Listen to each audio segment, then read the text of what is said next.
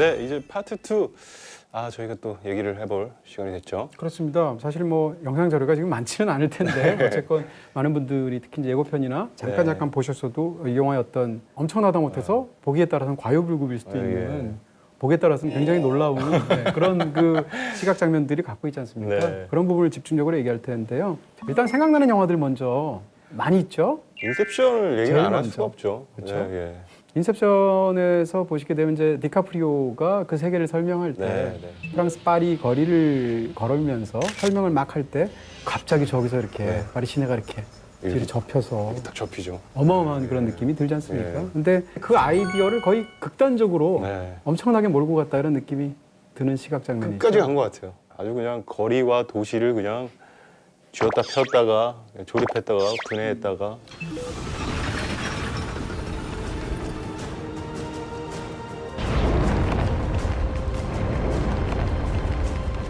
우리가 알고 있는 현실의 그 물리적인 세계가 완전히 그 재조립되는 그 광경들이 영화 속에서 너무나 멋지게 펼쳐져서 바로 이런 장면 때문에라도 좀 제대로 된 상영관을 가시는 게 그렇죠. 좋을 것 같다 이런 얘기를 할 수 있죠. 이거 제대로 진짜 3D로 잘 보시면 놀라운 시각적인 어떤 경험이 되는 것은 분명하니까요. 네.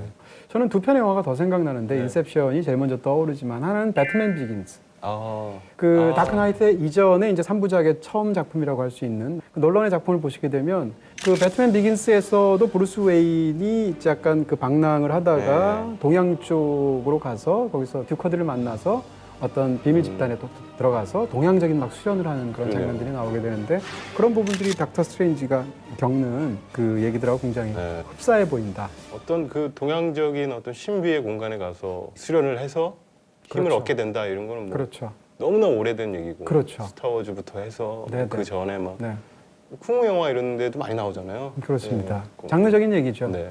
그리고 또 하나는 잘 드러나지 않는데 제 생각에는 매트릭스랑 굉장히 닮아 있습니다.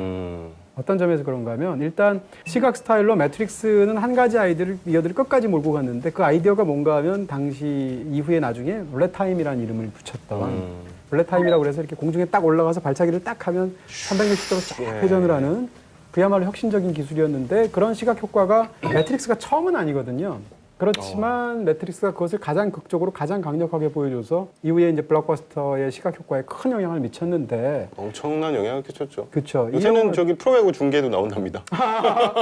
CF에도 굉장히 많이 예, 나오고 네 그렇게 되죠. 근데 이 영화도 마찬가지로 그 말씀하신 아까 그 인셉션과 같은 그런 시공간이 재조립되는 그런 장면의 어떤 그 아이디어를 영화에서 정말 극적으로 살려냈죠. 그런 면에서 일단 비슷한 면이 네. 있고 각각의 또 하나는 이제 이야기의 설정 같은 건데 헤매던 주인공이 누군가가 자기한테 찾아오죠. 찾아와서 자기가 이전까지 전혀 믿지 않았던 세계의 당도에서 사실은 하고 딱 얘기를 풀어주는데 자기가 믿을 수 없는 이야기인 거예요. 네. 그래서 새로운 차원의 이야기를 인식하게 되고 그러면서 거기서 수련을 겪는데 수련도 일종의 가상 공간 속에서 수련을 겪게 되고 맞아요. 그러면서 캐릭터가 각성도 하고 능력도 배가하다가 어느 순간이 되면 동료들보다도 자기가 더 능력이 뛰어나서 그들을 리드하면서 세상을 구하는 이야기라는 얘기예요. 그런 면에서 매트릭스랑 사실상 이야기의 흐름이 같다고 볼 수도 있습니다. 또 그리고 그 대사가 네. 그 틸다 스윈튼이 신비한 체험을 하면서 Open your eyes 나오는 게 약간 오마주인가? Open your eye. 약간 네, 이런 그래도 생각 모피어스랑 굉장히 비슷하고 또 사용하는 그런 방식도 예를 들면 구체적으로 와이어 액션을 쓴다거나 쿵푸 네. 영화처럼 대련을 한다거나 이런 것들도 사실은 매트릭스랑 굉장히 비슷한 부분이고 무엇보다도 그걸 전혀 안 믿던 사람을 미망해서 깨워주는 것 같은 역할을 스승에 해당하는 혹은 뭐 이런 사람들이 알려주게 되죠. 근데 그것을 받아들이느라고 갈등하게 되고 빨간 약 먹을까 파란 약 먹을까 뭐 이런 식의 그런 갈등을 인물의 어떤 심리적인 갈등의 핵심으로 두는 방식도 사실은 매트릭스랑 같다라고 얘기할 수 있고요. 그 다음에 이제 뭐 이런 것도 있습니다. 예를 들면 어떤 성물이나 유물이나 어떤 무기가 있을 때 그 무기가 일반적으로는 도구로 사용되는데 이 영화에서는 그 도구인 무기나 유물이 사람을 선택하잖아요. 아, 네네네. 대표적으로 그 레비테이션 망토 같은 거. 네네. It likes you. Stop. 빨간 그 특유의 수트잖아요. 이 아이언맨의 일종의 수트 같은 건데 이 영화에서는 이제 빨간 망토로 나오게 되는데 이런 것은 사실 옛날에 무슨 아더왕부터 시작하나요? 아더왕. 뭐 아도왕도 있을 수 있고 그러네요. 뭐 열혈 강호도 그렇죠. 네. 심지어는 그래서 수많은 것들이 있는데 그런 모티브들을 재밌게 긁어오고 반지의 제왕 같은 것도 가능할 수 그렇죠. 있겠죠. 네. 그런 부분에서도 재밌는 그런 작은 모티브들을 많이 갖고 왔다. 근데 제가 이 영화의 이제 시각 효과가 굉장히 놀랍다고 생각하는 건 일단 올해에 한정하면 우리가 올해 이렇게 뛰어난 시각 효과를 본 적이 없어요. 첫 번째는 단순히 화려하다 정도가 아니고 저는 아이디어에 있어서 굉장히 혁신적인 부분이 있다고 생각합니다. 그게 뭔가 하면 이 슈퍼히어로 영화들의 단점이 뭔가 하면 주인공들의 능력이 각각 엄청나잖아요. 네. 근데 이게 점점 에스컬레이트 되죠. 초반에는 뭐 예를 들면 호크아이 같은 캐릭터, 혹은 예. 블랙 위도우 같은 캐릭터, 이런 캐릭터는 인간 캐릭터인데 어떤 특정한 면이 뛰어난 거잖아요. 그런데 닥터 스트레인지까지 오게 되면 막 시공간을 막 바꾸고 네. 그 다음에 시간을 거꾸로 돌리고 다른 차원으로 이동하고 이런 캐릭터와 블랙 위도우가 한번 싸운다고 한번 생각해 보세요. 호크아이가 싸운다고 한번 생각해 보세요. 상대가 안 되지 않겠습니까? 비전하고 싸워야죠. 아, 그렇죠. 최소한 비전하고 싸워야 되고 뭐 엄청난 그런 뭐 빌런들하고 싸워야 되는데 근데 이렇게 그 캐릭터의 파워를 크게 하면 할수록 그 파워를 어떻게 보여주느냐 하는 문제가 있을 수 있습니다. 그러다 보니까 DC의 예를 들면 슈퍼맨 대 배트맨 같은 영화를 생각하시게 되면 인물의 파워를 강조하기 위해서 배경을 초토화시키죠. 예를 들면 뭐 상대를 집어던지는데 빌딩에 꽉 부딪히게 되면 빌딩이 우르르 무너진다든지 이런 식으로 인물의 파워를 강조하는 방식은 그 인물의 파워에 대한 리액션을 강조하는 방식으로 영화를 보여준단 말이에요. 근데 그 방법이 너무 과해지니까 사실 우리 입장에서는 보는 관객 입장에서는 지치기도 하고 그렇죠. 네, 또 좀 황당하기도 하고 근데 이 영화는 제가 볼 때 굉장히 훌륭하다고 보는 점은 배경을 바꿨다는 얘기입니다. 그러니까 일반적으로 두 인물이 싸운단 말이에요. 캐릭터가 싸운다고 쳤을 때 그 두 인물이 싸우는 걸 극적으로 보여주려면 그 동작을 화려하게 하거나 동작으로 가한 그 충격의 힘으로 상대방이 부딪혔을 때 뒤가 무너진다거나 이런 걸 보여주는데 이 영화는 그렇게 하지 않고 배경 자체를 계속 바꾸는 형식으로 쓰고 있다는 얘기입니다. 그러니까 그것을 이제 미러 디멘션 같은 그런 아이디어를 갖고 와서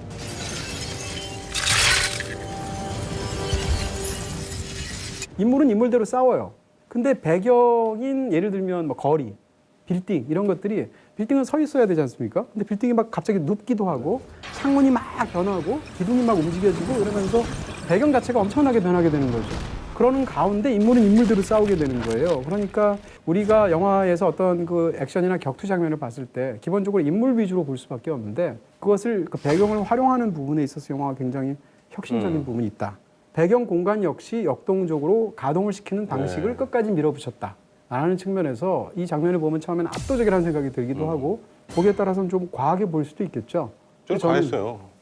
예. 충분히 그럴 수 있죠. 또 한 가지 생각은 결국 그 엄청난 능력을 가지고 있는 사람들끼리 싸우는데 네네. 핵심은 그냥 격투예요. 그렇죠. 예. 네. 결국은 그냥 칼 싸움 같은 거를 하고 있으니까 저 능력이 있는데 저렇게 싸울까? 그 말씀도 부분적으로 저는 당연히 맞다고 네. 생각하는 부분이 있는 게 이 영화의 가장 뛰어난 그 아이디어 중에 하나는 배경을 배경으로 그냥 내버려 두지 않고 배경 자체 하나의 캐릭터처럼 사용했다는 거예요. 그런 면에서 혁신적이라고 생각하는데 그러다 보면 단점이 지금 말씀하신 부분이 생깁니다. 무슨 얘기인가 하면 배경이 워낙 그 자체로 캐릭터로 굉장한 압도적인 그런 비주얼을 우리에게 보여주기 때문에 상대적으로 그 앞에서 싸우는 인물들의 격투가 하찮게 보여요. 예, 그렇죠. 그런 단점이 있을 수가 있습니다. 근데 어찌됐건 저는 영화에서 이런 식으로 배경이라든지 액션 시퀀스를 짜는 방식을 이렇게 극단적으로 이렇게 멋지게 했던 경우를 본 적이 거의 없기 때문에 이 영화가 사실은 시각 스타일에서도 굉장히 혁신적인 부분이 있지 않나. 또 한 가지는 이 영화가 이제 끌고 들어온 게 마법의 세계란 말입니다. 네. 근데 영화 팬들한테 마법이라는 얘기를 지금 들으면 제일 먼저 떠오르는 게 뭐예요? 해리포터잖아요. 아, 그렇죠, 그렇죠. 그러니까 뭐 예를 들면 지팡이 가지고 약 뭐 이런 거 주문을 외운다든지 뭐 이런 게 생각이 나게 되는데 우리는 마법이란 걸 기본적으로 약간 영화 속에서는 어쨌건 최근의 블록버스터들은 동화적으로 소비를 했단 말이죠. 근데 이 영화는 마법을 동화적으로 소비하지 않죠. 왜냐하면 일단 이후에 어벤져 3에도 나오고 해야 되는데 이 세계가 접합이 되기가 어렵죠. 이미 만들어 놓은 게 있으니까. 그러니까 마법의 세계를 최대한 사실적으로 마블 시네마틱 유니버스에 가장 어울리는 형식으로 끌어들였다라는 측면에서도 훌륭한 부분이 있다라는 거고. 근데 그 외에 또 영화에 뭐 볼거리가 그것만 있는 건 아니니까 또 어떤 굉장히 재밌는 시각적인 장면이 있었나요? 또 하나 인상적이었던 게 유체이타라는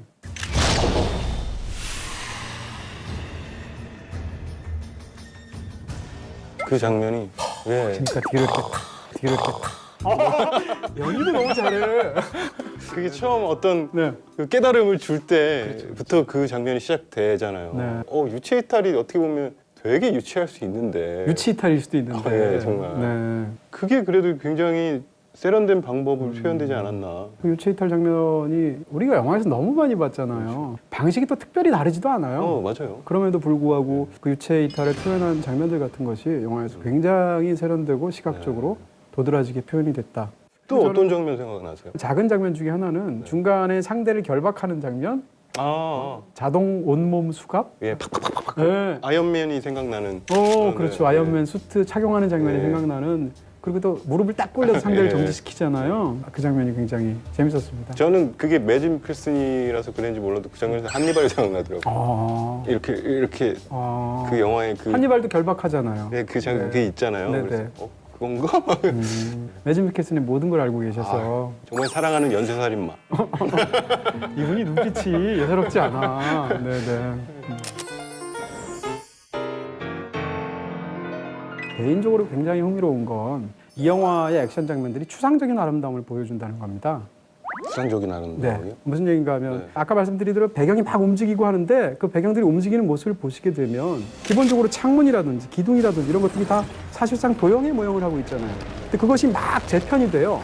서로 막 바뀌게 되고 일어서게 되고 사각형이 길게 늘어지기도 하고 원형이 막 일어서 움직이기도 하고 이런 모습들 같은 것이 굉장히 놀라운 추상적인 어떤 아름다움 그런 역동성이 있다는 얘기고 그 틸다 스윈튼의 마지막 전투 씬인가에서 되게 멋있게 이렇게 위에서 잡은 장면이 있잖아요. 바로 그런 네. 장면들입니다. 그래서 창문이나 기둥이나 뭐 이런 것들을 사용하는 방식이 일종의 추상적인 도형을 가지고 어떤 시각적인 쾌감을 자아내기 위해서 재료로 활용했다라는 것이 흥미롭다는 측면이고 그리고 또 이제 뭐 기본적으로 닥터 스트레인지도 그렇고 이 에인션트 원 다시 말해서 틸다 스윈튼이 연기했던 그런 캐릭터도 이렇게 손으로 막 이렇게 뭔가 이렇게 만들어내지 않습니까? 불꽃을 이용을 해서 그쵸. 하고 싶지 않아, 우리. 근데 우리 아무것도 없죠. 그쵸. 이런 거 하고 싶잖아요.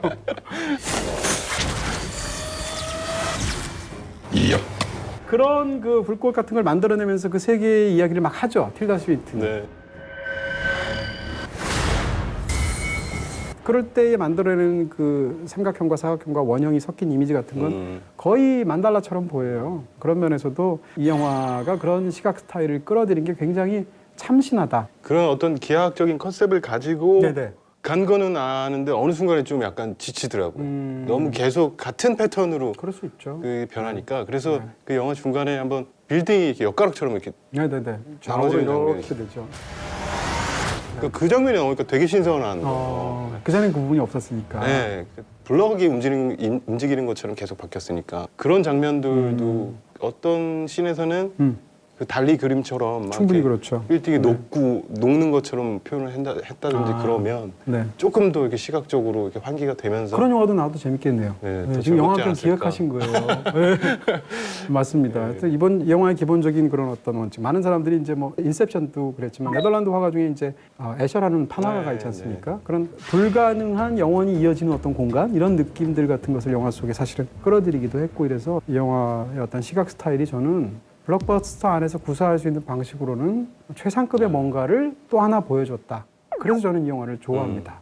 그거는 정말 부정할 수 없겠네. 그렇죠? 네. 자, 무비속. 네, 오늘도 지금 이분들 자체가 지금 경쟁률을 한 10대 1 이상의 경쟁률을 1차에서 통과하신 통과하신 분들입니다. 네. 자, 그 중에서 먼저 그러면 하나를 이분 할게요. 네. 스컷 데릭슨의 이전 작품들을 보면 대중적으로 평가가 굉장히 저조한데요. 그중 특히나 이동진 평론가님이 1.5점을 주셨던 지구가 멈추는 날과 비교를 하자면 어땠나요? 네. 이렇게 도니님께서 질문해 주셨습니다. 네, 먼저 전제할 것은 영화마다 감독 역할이 다르다라는 측면입니다. 우리가 사실은 자동적으로 어떤 영화의 퀄리티? 그럼 그건 감독이 책임지는 거 아니야라고 생각하는데 어떤 영화는 꼭 그렇지도 않아요. 그런 얘기를 할 수 있고 예를 들면 박찬욱 감독 영화다 그러면 박찬욱이라는 이름을 지우고 그 영화를 어떻게 말할 수 있겠습니까? 네. 많은 할리우드 영화들이 현재까지도 네. 최종 편집권이 감독한테 없습니다.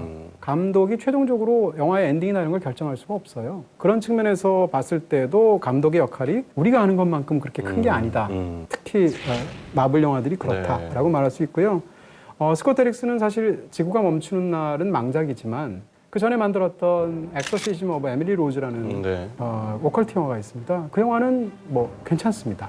굉장한 영화는 아니지만 이 감독의 감독의 필모그래피를 보면 사실은 좀 업이 있고 다운이 있고 네. 그런 작품이 아닐까 싶다는 얘기를 할 수 있을 것 같아요. 네. 자, 다음 제가 질문을 드리겠습니다. 마블 시네마 유니버스라는 일련의 영화들에 속했다는 사실을 제외하고도 네. 과연 이 영화가 괜찮은 영화일까 궁금하네요 라고 조현준 님께서 질문하셨는데 어떻게 생각하세요? 정말 이전에 마블 영화를 하나도 보지 않으셨다 해도 예, 충분히 즐길 수 있는 영화고요. 네, 거기에 속해서 훌륭하다 아니다의 차원은 아닌 것 같고 그 자체로도 당연히 영화가 훌륭해야 훌륭하다고 말할 수 있다. 꽤 괜찮은 오락 영화가 아닌가 이렇게 생각이 들고요. 이분 질문. 네. 진상명님께서 보내주신 질문인데요. 영화를 굉장히 좋아하고 진지하게 바라보는 대학생입니다. 이동진 평론가님은 IMAX 3D의 기술적인 요소가 평론에 영향을 미치시나요? 닥터 스트레인지 같은 영화를 볼 때 디지털 2D로 관람할 수도 IMAX 3D로 감당할 수도 있을 텐데 이 두 가지가 영화 감상과 평론에 영향을 미칠 수 있을까요? 저도 항상 생각하는 문제 중에 하나고 참 좋은 질문이라고 생각하는데 화면 비율에 관한 것이든 아니면 뭐 3D 입체 영상이든 디지털 기술이든 아니면 무성 영화 시대에 말을 할 수 있는 토키 영화가 들어온다든지 이렇게 되면 그런 영화는 항상 새로운 기술에 대한 응전의 방식으로 영화미학이 발달해 왔습니다. 그런 부분하고 관련해서 생각하지 않을 수가 없다라고 일단 답변을 드릴 수 있을 것 같고요. 이 영화는 특히나 스펙터클이라는 부분에서의 어떤 강점을 극단적으로 소구한 작품이기 때문에 그런 측면에서 본다면 이런 부분을 감안을 안 할 수는 없습니다. 근데 이게 또 평론가 입장에서 굉장히 어려운 것 중에 하나는 네. 저는 어쨌건 이 영화를 현 단계에서 한 번 봤고 모든 걸 제가 다 체험하고 마치 제가 무슨 상품 평가단처럼 네. 그렇게 설명할 수는 없다. 네. 다만 이 영화가 갖고 있는 어떤 이런 기술적인 부분들 같은 것은 당연히 어느 정도까지는 고려가 돼야 되지 않겠나. 네. 그런 생각을 하게 됩니다. 질문을 한두 개만 더 받아볼까요? 예고편을 보면 기존의 마블과는 다르게 시각적인 CG 향연 같아서 어찌 보면 스토리라인에 비해서 자칫 너무 과하거나 어지럽다라는 생각을 줄 수 있는 부분이 있다고 생각하는데 어떻게 생각하십니까? 라고 MS041님께서 적으셨는데 아이디가 MS041이세요? 똑같은 의견이네. 네. 부분적으로 이렇다고 생각하시잖아요. 예, 저도 그렇게 생각을 했어요. 그래서 오히려 절제돼서 사용됐던 인셉션, 와 정말 그 영화 위대한 영화였구나라는 생각이 좀 들었거든요. 오히려 그런 점에 있어서 민감하시면 조금 좀 어지럽다라고 느끼실 수도 있는 영화가 아닐까. 역시 좋은 질문들 너무 많이 해주셔서 저희가 네 분밖에 설명 못 드린 것이 좀 아이고 아쉽기도 아쉽네요. 한데 다음번에도 또 많은 질문 부탁드리고요. 저희는 이제 모든 것을 다 까발리는 스포일러 편 파트 3에서 뵙도록 하겠습니다.